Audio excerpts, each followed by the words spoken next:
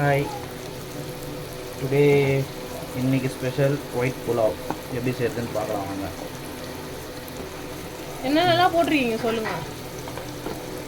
இப்போ வந்து நம்ம ஸ்பைசஸ் போட்டிருக்கோம், பட்டை லவங்கம் நீலக்காய் அந்த வெங்காயம் போட்டு அது நல்லா வதக்கிட்டு இருக்கோம். இது ரொம்ப கோல்டன் ப்ரௌன்லாம் தேவையில்லை, பிகாஸ் நம்ம ஒயிட் கலரில் வரணுன்றதால 5 மினிட்ஸ் அது போதும். ஆக்சுவலாக இப்போ காரத்துக்கு நம்ம க்ரீன் சில்லி போட போகிறோம், பிகாஸ் நம்ம இப்போ வேறு எதுவும் மிளகாத்தூள் எதுவும் சேர்க்க போகிறதில்ல. ஸோ 3 க்ரீன் சில்லி போட்டிருக்கோம். அண்ட் இது கூட இஞ்சி பூண்டு பேஸ்ட் ஆட் பண்ணுறோம்.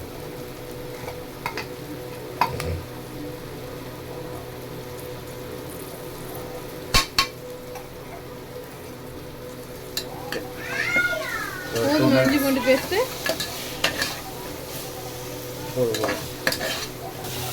இது என்ன செய்றீங்க சைட் டிஷ்ஷு? சேப்பக்கிழங்கு கிரேவி. சேப்பக்கிழங்குல கிரேவி. Super super. என்னெல்லாம் ஆட் பண்ணுறீங்க இப்போ? சில்லி பவுடர், மிளகாத்தூள் அண்டு கரம் மசாலா. சாரி, இது அவசர அவசரமாக பண்ணுறதால இதே தனியாக எடுத்துக்க முடியல. Then coriander powder and turmeric powder,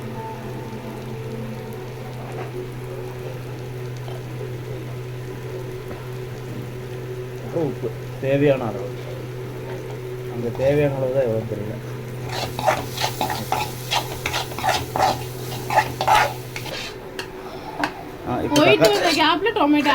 தக்காளி ஆட் பண்ணிட்டு இது ஒரு 5 மினிட்ஸ் நல்லா மேஷ் ஆகணுமா எப்படி? கொஞ்சம் தண்ணி ஊற்றிக்கலாம். கொஞ்சமாக போதுமா?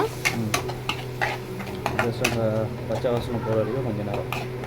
அப்புறம் சேப்பக்கிழங்கு ஆட் பண்ணிவிட்டு ஒரு 5 மினிட்ஸில் இறக்கிட்டோம்னாக்கா நம்மளுக்கு சேப்பக்கிழங்கு கிரேவி ரெடி. கொரியாண்டர் லீஃப் அதெல்லாம் சொல்லுங்கள். இப்போ கொஞ்சம் ஒரு கை ஃபுல்லாக கொத்தமல்லி அண்ட் புதினா ஆட் பண்ணிட்டு ஜஸ்ட் ஒரு 2 மினிட்ஸ். இப்போ இதுலேயே நம்ம உப்பு ஆட் பண்ணலாம்.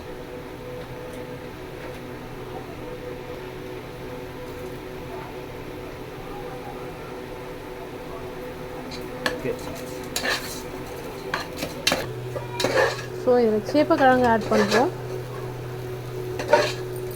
பாப்பாவுக்கு பசிக்குதுன்னு சொன்னதுனால ரொம்ப ஸ்பீடாக பண்ணுறோம்.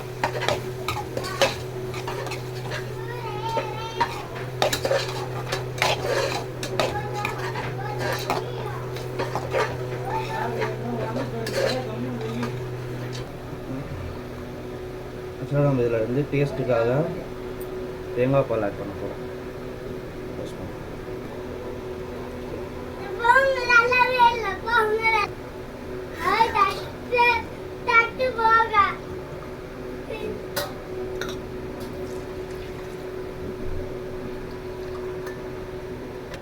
இப்போ இது பாயில் ஆகிற வரைக்கும் வெயிட் பண்ணுவோம். வெயிட் பண்ணுங்க, ரைஸ் போட்டு சேப்பக்கிழங்கு ரோஸ்ட் ரெடி. புலாவ் கொதிக்குது. 2 மினிட்ஸ்.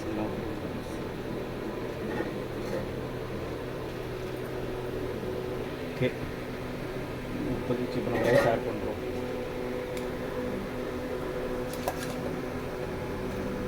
ஸோ நம்மக்கிட்ட பாஸ்மதி ரைஸ் இல்லை, ஸோ நம்ம நார்மல் ரைஸில் வந்து செய்கிறோம்.